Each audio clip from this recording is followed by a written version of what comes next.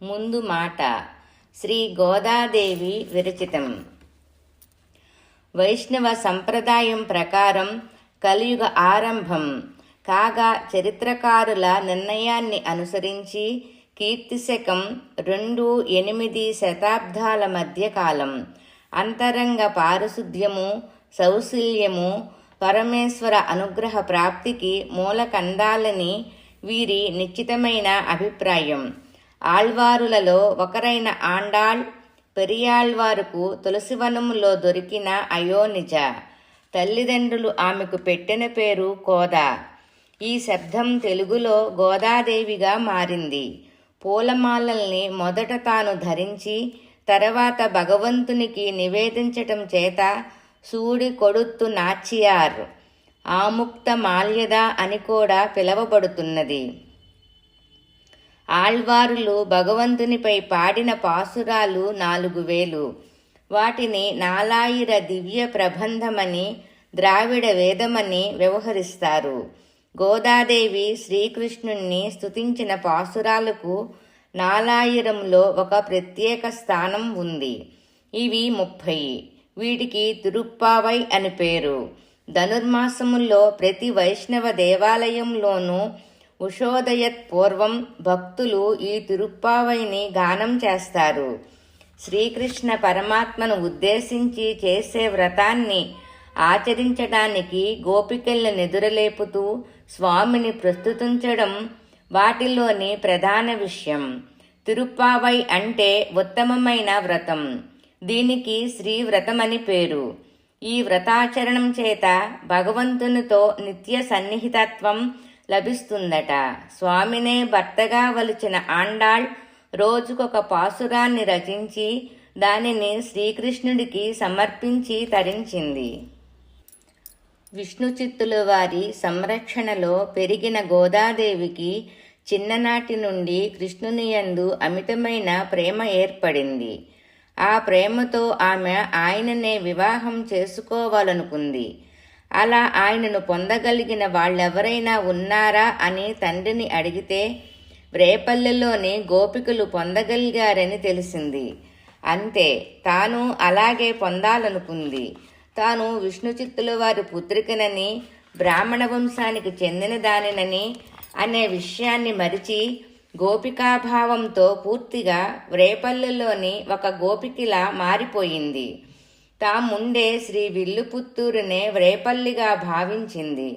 తాము నిత్యము ఆరాధించే వటపత్రసాయి పెరుమాళ్ కోవెలనే నందగోపుని భవనంగా భావించింది. అందులోని వటపత్రసాయినే చిన్న కృష్ణునిగా భావించింది.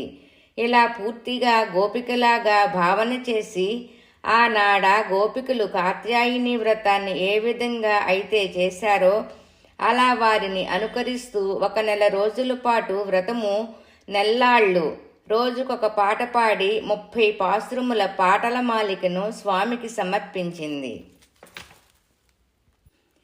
శ్రీనివాసుని దివ్య మంగళ విగ్రహానికి ప్రత్యేకంగా వక్షస్థలంలోని అమ్మవారులకు కుడివైపున అలంకరించిన బంగారు చిలకబొమ్మను, ఎడమ పార్శ్వంలో అమర్చిన పూలతో చేసిన చిలకబొమ్మను, పిదప శ్రీ స్వామివారికి వడ్డాణంలాగా అలంకరింపబడ్డ తిరుప్పావై అనే బంగారు పతకాల మాలను ఈ ధనుర్మాసములో 1 నెల రోజుల పాటు ఇవి విశేషంగా అలంకరింపబడతాయి.